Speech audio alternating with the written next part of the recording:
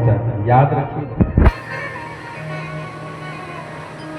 जनाबाई को लेकर कमरे में बंद कर दिया और कहा कि देख जना, तू कीर्तन रोक रही है, कितना बड़ा अपराध है। देखो सबको तो कीर्तन दिखाई दे रहा था, पर उस कीर्तन में नाच रहे भगवान की पीड़ा जनाबाई को दिखाई दे रही थी। देखो ये बहुत बड़ी बात है। हम मंदिर जाते हैं नित्य, भगवान से जब हम मंदिर जाते हैं ना, और सुबह आज मंदिर जाना है तो अंदर ही अंदर पहले लिस्ट तैयार होनी शुरू हो जाती है। ध्यान से सुनना, अंदर ही अंदर भीतर ही भीतर लिस्ट तैयार होनी शुरू हो जाती है हमारी कि हमें क्या मांगना है भगवान से। कभी जाके प्रभु से ये नहीं पूछते प्रभु कैसे हो। बोलो किसी ने पूछा? बोलो तो पूछते हैं। भगवान से जाते कि भगवान मेरे सब अपराध क्षमा करना, मेरे परिवार को अच्छा रखना, मेरे घर बार को अच्छा रखना, हाँ मुझे सुख देना, दुख को दूर करना, कष्ट को दूर करना, शरीर में बड़ी पीड़ा है, बड़ा रोग है, सब दूर करना, मैं सुखी हो जाऊं। बस ये क्यों होता है जानते हैं? क्योंकि अभी हमारे अंदर भक्ति नहीं आई। जिस दिन भक्ति आ जाएगी ना, तो उस दिन अपने आप हमें विग्रह में ठाकुर जी दिखने लगेंगे, जैसे जनाबाई को दिखाई दे रहे हैं। ध्यान पूर्वक सुनिए। जनाबाई रो रही है, रात भर रो रही है। ठाकुर जी ने जब देखा कि जनाबाई रो रही हैं, ठाकुर जी की पीड़ा के लिए कि हे राम, कितना कष्ट उनको हो रहा होगा। एक तो दिन भर दर्शन दिया, ऊपर से गए तो कोई किसी ने उनका पैर दबाया कि नहीं दबाया, तो जनाबाई ने घी गर्म करके भेजा पुजारी जी के पास कि पुजारी जी ये घी उनके तलवे में लगा देना, बहुत नाचे हैं आज, बहुत थक गए हैं। पुजारी जी ने कहा कैसी बात करती है, वापस घी भेज दिया। जना उस घी के पात्र को लिए रो रही है।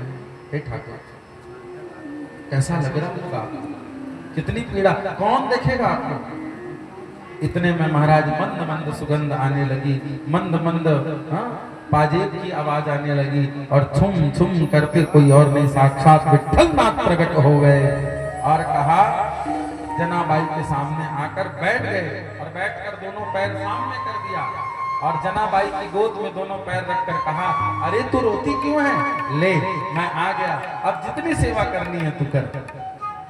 जनाबाई रो रही है और वो घी लेकर भगवान के चरणों में लगा रहे हैं। हे ठाकुर कितने कोमल हैं आपके पैर, देखो जिन चरणों के दर्शन के लिए जीव तरसता है, आज उन चरणों की सेवा जनाबाई को प्राप्त हो गई। ये सरल बात नहीं है। चरणों पर घी लगाने लगी, हे गोविंद, हे मेरे माता, और लगाते लगाते पूछ रही हैं, प्रभु आपने आज कुछ खाया कि नहीं? बोले हाँ हाँ। क्या?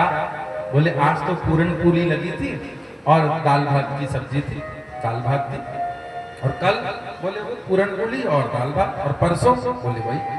बोले प्रभु नया भोग आपको नहीं लगता? बोले ये जो खिलाते खा लेते। तो जना कह रही, देखो 5 साल की हैं, छोटी हैं, कह रही हैं मुझे ज्यादा बनाना तो नहीं आता, पर मैं कोशिश करती हूँ आपको कुछ नया खिलाऊं। तो भगवान ने कहा बड़ी अच्छी बात है, खिला दे जना। अब छोटी सी कन्या सब्जी काटने लगी, फिर कहने लगी, प्रभु देखो विठोबा जी, मैं छोटी हूँ ना, मेरे हाथ बड़े छोटे छोटे हैं, तो काम करने में थोड़ा हो सकता है विलंब हो जाए, तो ऐसा करो ना आप भी मेरा साथ दो। भगवान ने कहा बोल क्या करो? तो बोले ऐसा करो आप ये आग जलाओ, और आग को जलाने लगे ठाकुर जी। इधर आटा गूंथने लगी कौन? जनाबाई। सब्जी काटने लगी और ठाकुर जी अब अग्नि मंद पड़ने लगी, तो ठाकुर जी को कहने, देखो देखो वो अग्नि बुझ न जाए, अरे फूंको। तो ठाकुर जी जो जगत के पति हैं, अपने भक्त के लिए महाराज अग्नि फूंक रहे हैं और अग्नि जल रही है। वाह वाह क्या दृश्य है, क्या दर्शन है। जनाबाई जब भोजन बना के पवा रही भगवान को, बड़े प्रसन्न ठाकुर जी। देखिए वस्तु का मूल्य नहीं है भैया, भाव का मूल्य है। जनाबाई ने क्या बनाया महत्व ये नहीं रखता, जनाबाई ने कैसे बनाया महत्व ये रखता। ठाकुर जी इतने रीझ गए कि कहा, जना आज बड़ी आत्मिक शांति मिली, अब तो मैं रोज आऊंगा, क्या तू रोज खिलाएगी? तो जना ने कहा, मैं तो बोलनी ही वाली थी, आप रोज आना, पूरन पूली कितना खाओगे? मैं रोज नया नया बनाऊंगी और माँ से सीख के रखूंगी। तो बेचारी रोज नया डिश सीखती, ठाकुर जी आते खाते। अपने हाथों से ठाकुर जी को खिलाया।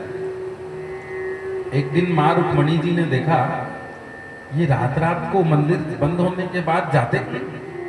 पत्नी को ध्यान देना चाहिए, पति कहाँ जा रहे हैं। रुक्मणी जी ने कहा स्वामी थोड़ा ये बताओ, आप ये मंदिर जैसे ही बंद होता है फिर तुरंत भाग लेते हो, यहाँ का भोग खाते नहीं, क्या बात है? ठाकुर जी ने कहा रुक्मणी मेरी प्यारी सी छोटी सी भक्ता है जिसका नाम है जना, वो रोज मुझे कुछ न कुछ खिलाता है। जला हुआ भी ठाकुर जी खा लेते हैं, जना अपने हाथ से, छोटे छोटे हाथ, तो मैं जब वो मुझे खिलाती बड़ा आनंद आता है। रुक्मणी जी ने कहा वाह वाह प्रभु, आप अपने भक्त के भोजन का अकेले अकेले आनंद ले रहे हो, क्या मुझे नहीं ले जाओगे? तो भगवान ने कहा एक तो वो छोटी बच्ची जैसे जैसे मेरे लिए बनाती है, अगर तुम चली गई तो फिर तुम्हारे लिए, क्योंकि एक दिन रोटी कम पड़ गई ना और मुझे खाने का मन था तो कहने लगी अब आटा खत्म हो गया, अब मैं नहीं बना सकती। देखो ये भक्त और भगवान के बीच की बात है। तो रुक्मणी जी ने कहा ले नहीं जा सकते प्रभु तो कम से कम मुझे दर्शन तो कराओ उस भक्त का। तो बोले चलो, और दूर खड़े होके देखना। तो रुक्मणी मैया पहुंच गई जनाबाई के द्वार पर। देखो महालक्ष्मी स्वरूप रुक्मणी जी आई हैं और खड़ी हैं, और इधर जनाबाई भोजन तैयार करके अरे आइए आइए प्रभु बैठे, बिठाया और खिला रहे हैं ठाकुर। अच्छा ठाकुर जी को अपने हाथ से कहती है, जब ठाकुर जी खाते थक जाते हैं तो कहती है मैं खिला दूं, तो खिलाने लगती। अब खिलाती है ना तो थोड़ा जो चूरा